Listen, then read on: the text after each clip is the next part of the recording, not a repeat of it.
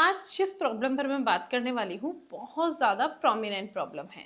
अभी देखिए पहले के टाइम में क्या होता था, पहले के टाइम में लड़कियों की शादी होती थी तो वो ये बात मानकर चलती थी। मतलब पता नहीं क्यों उनका माइंड सेट ही ऐसा था कि ससुराल में ताने भी सहने पड़ते हैं, ससुराल में बेइज्जती भी सहनी पड़ती है, ससुराल में काम करते हुए भी एक औरत को कुछ नहीं समझा जाता है।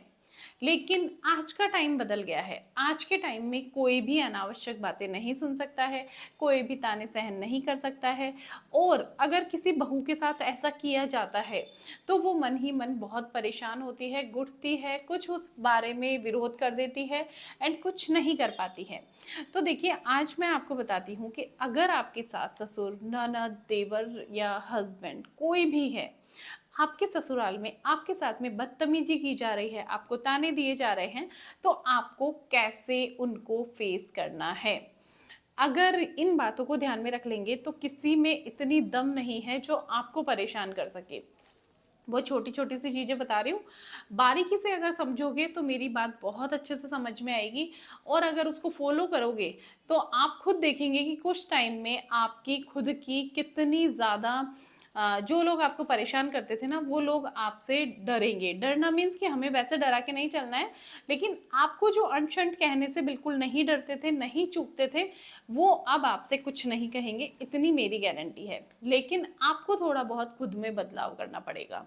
देखिए कुछ लोगों की, कुछ लड़कियों की तो क्या होता है कि उनमें कहने की हिम्मत भी होती है, लेकिन वो सिर्फ ये सोचती हैं कि मैं बोलूँगी मैं बुरी बन जाऊँगी, मैं क्यों बोलूँ, मेरे हस्बैंड ही बोलने चाहिए या ऐसा वैसा। कुछ हस्बैंड होते हैं जो वाइफ के पक्ष लेके बोल देते हैं, बट कुछ होते हैं जो नहीं बोलते हैं। कुछ सास ससुर ऐसे होते हैं जो पीछे से तो बहुत गलत तरीका अपनाते हैं लेकिन हस्बैंड के सामने नहीं अपनाते हैं। ऐसे करके बहुत सभी की लाइफ में देखिए अलग अलग टाइप की सिचुएशन होती है। लेकिन इस सबका एक दो सॉल्यूशन मैं आपको बताऊंगी ना, वो फॉलो कर लेना। तो होता क्या है, देखिए सबसे पहली गलती तो कि अन्याय करने वाले से ज़्यादा गलती होती है सहने वाले की। आप जिस दिन सहना छोड़ दोगे उस दिन अन्याय करने वाला अन्याय करना छोड़ देगा, क्योंकि उनको जगह आपने दी है आप पर बरसने की, आप पर बोलने की।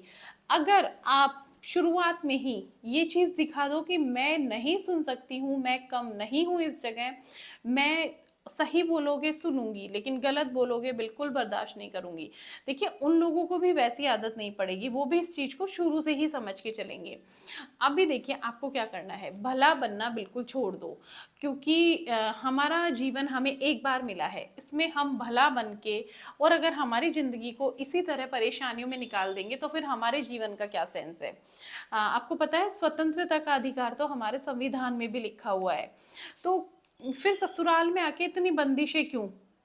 नहीं रहना है हमें जहाँ ज़रूरी है। देखिए जो समाज के नियम हैं, कायदे हैं, कानून हैं जो मान्य हैं, जो मतलब हमारे लिए उचित हैं, उसमें हमें कोई प्रॉब्लम नहीं होती, वो वहाँ तक ठीक है। लेकिन जहाँ पर ज़बरदस्ती की बंदिश है अगर हम पे थोपी जाती है, ज़बरदस्ती का हमको अनशंट बोला जाता है, तो वहाँ पर आपको विरोध करना पड़ेगा।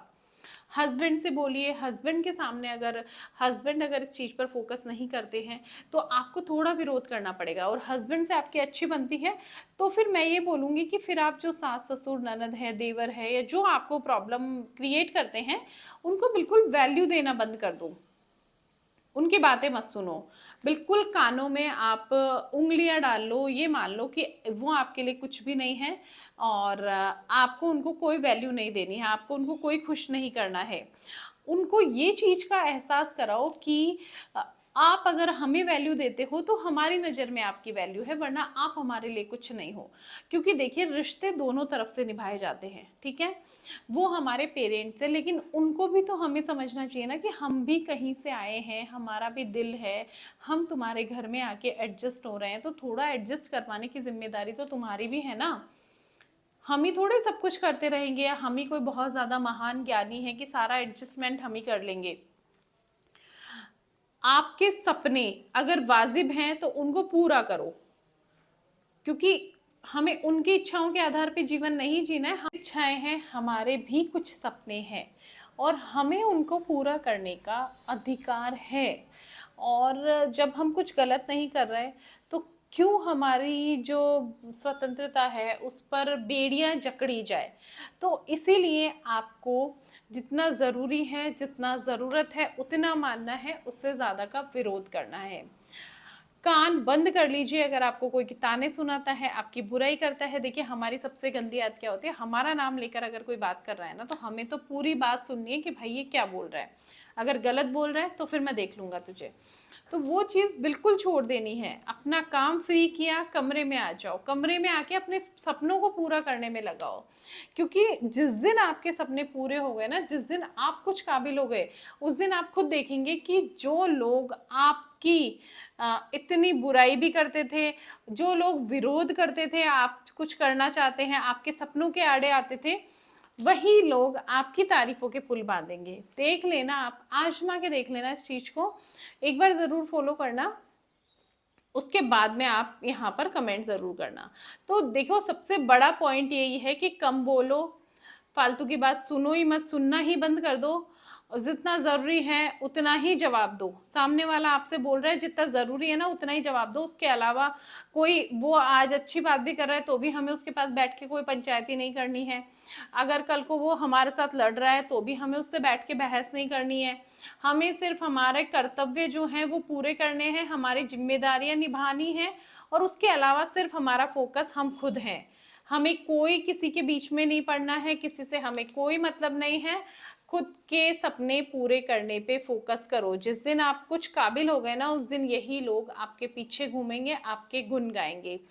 सो अगर ये वाला तरीका देखिए आप फॉलो कर लेंगे ना, मेनली क्या है, सास ससुर का एक ही रहता है उनका, या तो वो बहुओं को कुछ समझते ही नहीं है। उनका ये रहता है कि ये तो दूसरे घर से आई है, और बहुत सारे रीजंस होते हैं उनके, कि कभी मायके से प्रॉब्लम होती है, तो उन्हें कभी होती है आपके कि ये हमारा है तुम्हारा क्या है। तो भाई हम आए भी तुम्हारे घर में हैं, और सास जो बोलती है तो वो खुद भी तो किसी दूसरे घर से आई है। देखिए मेन तो सबसे बड़ा पॉइंट यही आता है कि सब अपना अपना हक जमाना चाहते हैं। तो बहू का भी तो कुछ है, वो भी तो कहीं से आई है भाई, उसको भी तो अपने परिवार में एक सदस्य समझ के हिस्सा दो तुम। तो ये चीजें अपनी वैल्यू कभी कभी नहीं होती है ना, तो खुद से करवानी पड़ती है। खुद से करवाने के लिए हमें थोड़े से एफर्ट डालने पड़ते हैं। तो ये चीजें फॉलो कर लो, आप खुद देखेंगे कि आपकी जिंदगी में कितना बदलाव आ जाएगा। सो आई होप ये वीडियो आपको बहुत ज़्यादा काम आएगा। वीडियो अच्छा लगा है लाइक कर देना, शेयर कर देना, और चैनल को सब्सक्राइब ज़रूर कर लेना, क्योंकि इसी तरह की वीडियोस आपको यहाँ पर मिलती रहती है। मिलती हूँ नेक्स्ट वीडियो में, तब तक के लिए बाय बाय।